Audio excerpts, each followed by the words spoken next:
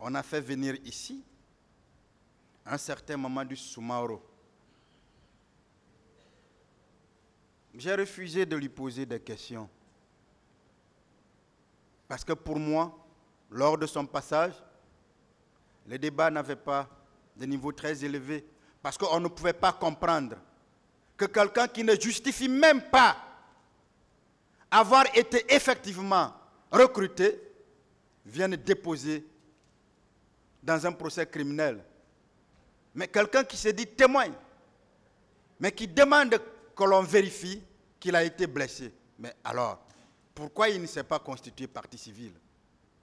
Parce que le témoin, il ne vient que vous dire ce qu'il sait des circonstances de la commission d'une infraction. S'il estime avoir été victime, mais il ne restera pas témoin. Mais il va se constituer partie civile. C'est pour ça que j'avais clairement refusé de lui poser une question. On a également parlé dans le même sens ici de Siam. Je rappelle que Kaléa n'est pas Siam et que la différence est la suivante. Siam est situé à 66 km de Conakry, alors que Kaléa est situé à 110 km d'ici. Siam est une ancienne ferme, alors que Kaléa est une ancienne base de vie des réfugiés léonais. Siam est implanté dans la sous-préfecture de Maferia, préfecture de Forikaria, alors que Kaléa est implanté dans la sous-préfecture de Kaléa, préfecture de Forikaria. Et les recrues de Siam sont rentrées en février 2009. Ça, le président Dadis ne le sait pas. Février 2009, mars, avril, mai, juin, juillet, août, septembre, puisque nous parlons des événements du 28 septembre. 7 mois. Mais la première recrue de Kaléa est arrivée le 31 juillet 2009. Le 31 juillet 2009. Entre le 31 juillet 2009 et le 28 septembre 2009, il s'est écoulé 2 mois et quelques, contre 8 mois environ. Mieux, dans cette salle ici, il a été d'ailleurs démontré par une partie de la partie civile que les troupes, et même un accusé, que les troupes de Sekouba, étant en mouvement, étaient prêts donc, et que des personnes seraient arrivées de chez lui. Est-ce que, Monsieur le Président, est-ce que, Monsieur les assesseurs, depuis que nous sommes dans cette salle ici, comme on a présenté des listes attribuées au général Sekouba, comme le commandant Toumba a affirmé avoir des quotas, comme des personnes sont venues ici parler en réalité, parce qu'on voudrait tout simplement le soutenir, est-ce qu'on a présenté un seul acte où le président Dadis a signé pour dire j'envoie tel et tel? Ce n'est pas possible. Ça ne pouvait même pas être possible parce qu'il ne s'occupait pas de ce recrutement-là.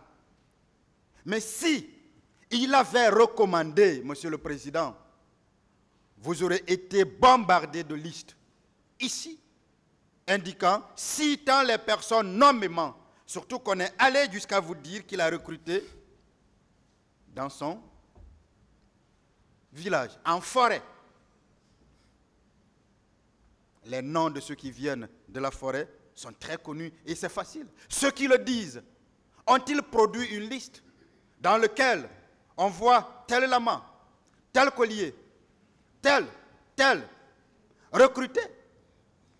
Mais en l'absence de ces éléments-là, est-ce qu'on peut valablement dès lors que légalement un recrutement ne relève pas du président en tant que tel, et que ça relève du ministre de la Défense, qui doit prendre attache avec le chef d'état-major général des armées pour le respect de la hiérarchie militaire,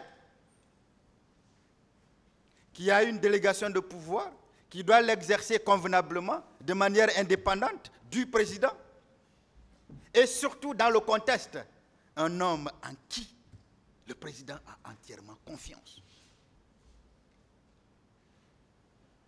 Entièrement confiance. C'est difficile de le dire. Mais si vous oubliez ce contexte-là, ce contexte que nous avons connu tous ici, nous l'avons vu à la télé,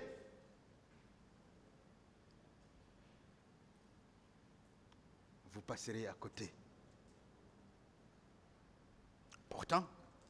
Pourtant, vous avez l'occasion de rentrer dans l'histoire.